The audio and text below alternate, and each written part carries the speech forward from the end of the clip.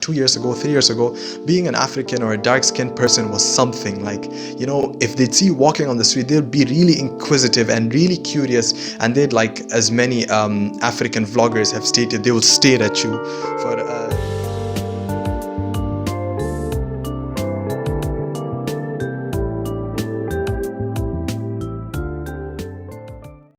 Assalamu alaikum wa rahmatullahi wa barakatuh. Welcome back to the Come Get Your Kanka. It's not really a podcast because unfortunately none of my friends can come out in the very wintry weather that we're having right now. But inshallah, in today's video, basically, I want to talk about some of the differences that I have seen over the last 3 years that I've been here in Turkey. So basically, I came in 2018, so that was around like 3 years ago or almost 4 years ago. And yeah, basically since then I've seen like a whole load of changes, and basically I'd like to share those changes that I've witnessed with all of you, because I noticed that many people who may have stayed in Turkey before 2017 or back in 2015 have a very different idea and a very different perception of the country as a whole, and that's obviously because they have had a very different experience. And in my opinion, I feel that in the past 3 or 4 years, Turkey has come like a long way, like an extremely long way. Like they've made huge leaps, bounds, and developments in like so many areas, many of them countless. But inshallah today, I'd like to share those areas in which they've developed and perhaps in which they've regressed with all of you.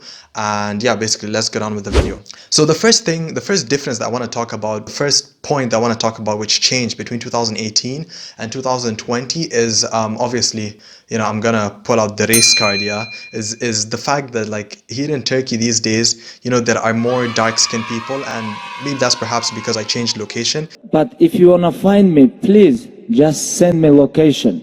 Before I was closer to what's it called? I was closer to Floria Park. That's an area, very famous area where that blind singer played the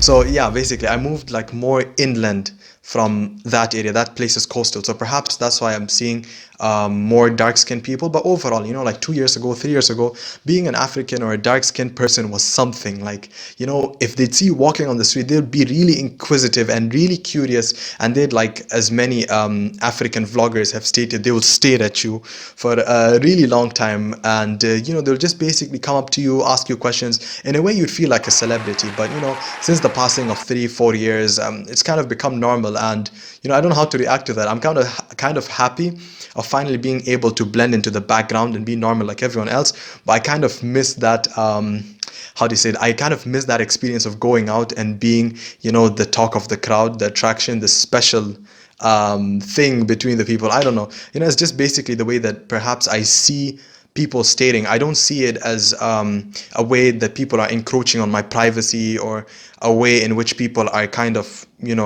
trying to humiliate me or disrespect me. I more of see it as, okay, these are curious people, and they're actually they're genuinely curious about where I come from and who I am as a person, and they like to get to know more about me as a whole and my identity and etc. So that's how I used to view it. But obviously I no longer can do that, and alhamdulillah, it's great. I'm always pro internationalism. Like the more international a place can be, in my opinion, the better it gets, like to some degree, obviously. The second point that I'd like to address, which or the second thing that has changed since 2018, now we're in 2021, 2017, 18, now we're in 2021, is obviously the food variety, right?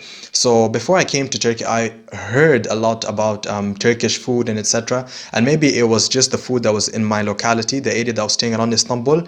But with all honesty, like I wasn't that impressed by the Turkish food. I honestly had expected more. But as the 3 years progressed, and now we're in 2021, and also with the advent of like amazing food apps such as Yemek Sepeti, and I kind of feel like that's the only main app. But yeah, basically that app has like allowed me to really broaden my horizon. Like now I can pick foods from Asian cuisines, from subcontinental cuisines, from like almost all different kinds of cuisines. And that is something that has really made my experience and my stay here in Turkey more favorable, more memorable, and more comfortable as an expatriate, or as a person who's moved in from outside. Now I feel way more comfortable because there's a variety that caters to what I feel is home and caters to my culture and my tradition. So that's one amazing development that I like honestly have to thank the country for and thank the government for is, bringing in this diversity and this internationalism, diversifying the market is just an incredible an incredible development that has happened over the past 3 years. Another thing, okay, the third thing that has changed a lot since 2017 and 2018 is the development of, different transportation apps. So like apps, for instance, such as Trafi and that's the only one that comes to mind at the moment. But there are many, apps that basically map out the city as a whole. And back in 2017, those apps weren't very properly developed. Many times they would route you to wrong locations and route you to go to places that you completely didn't want to even go to.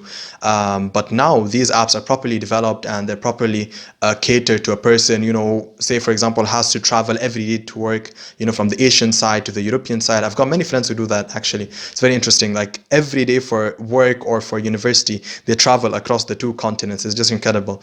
So yeah, this is something that is also another great development since 2017 is that, they've developed these apps. Many of them are offline in which, you have the schedule, the date of the bus, the area of arrival, etc. And the most important thing is it's accurate to a large degree. It's accurate and it's very helpful. Yeah. And then of course there's the question of language. I remember in 2017 speaking on a bus or speaking on a train or any mode of public transport, it was very comfortable for me because I felt like I was the only one who knew English, but that is changing rapidly in today's world.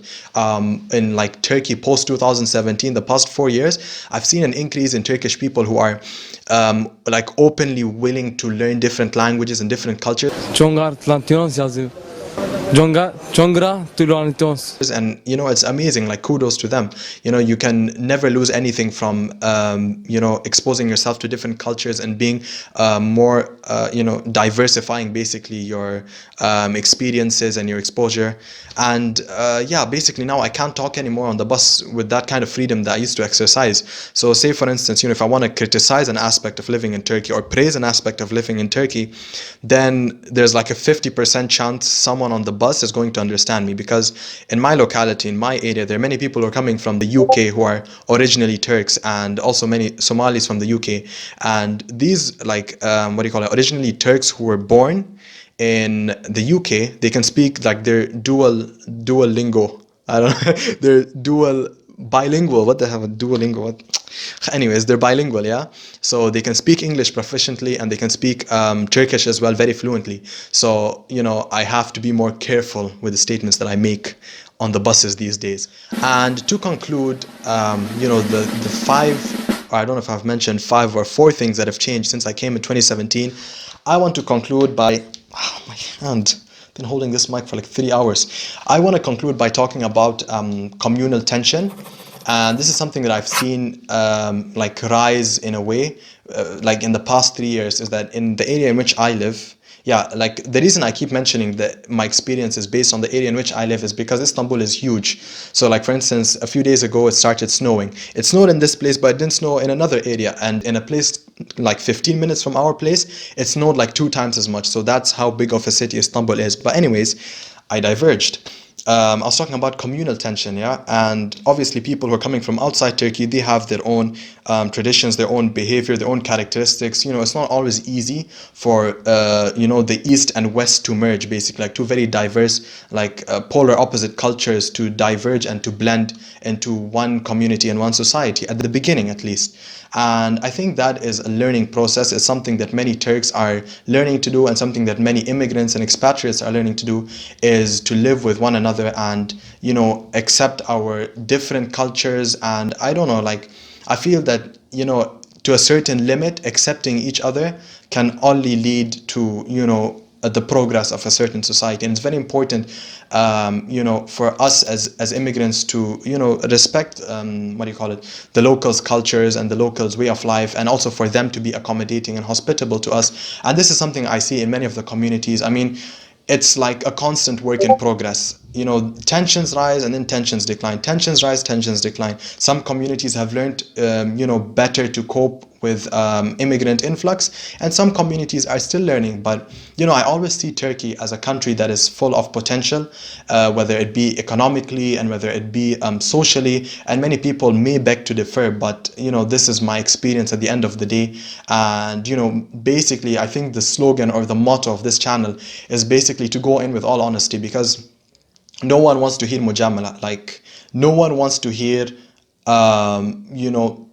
the aspects that you would say just to please another party or another camp. It's very important, to me at least, on this channel, to be completely honest with all of you about my experiences here. And I'd say so far 80% of my experience living in Turkey has been positive, and I'm grateful to Allah subhanahu wa ta'ala. I'm grateful to the people who have made my stay here wonderful.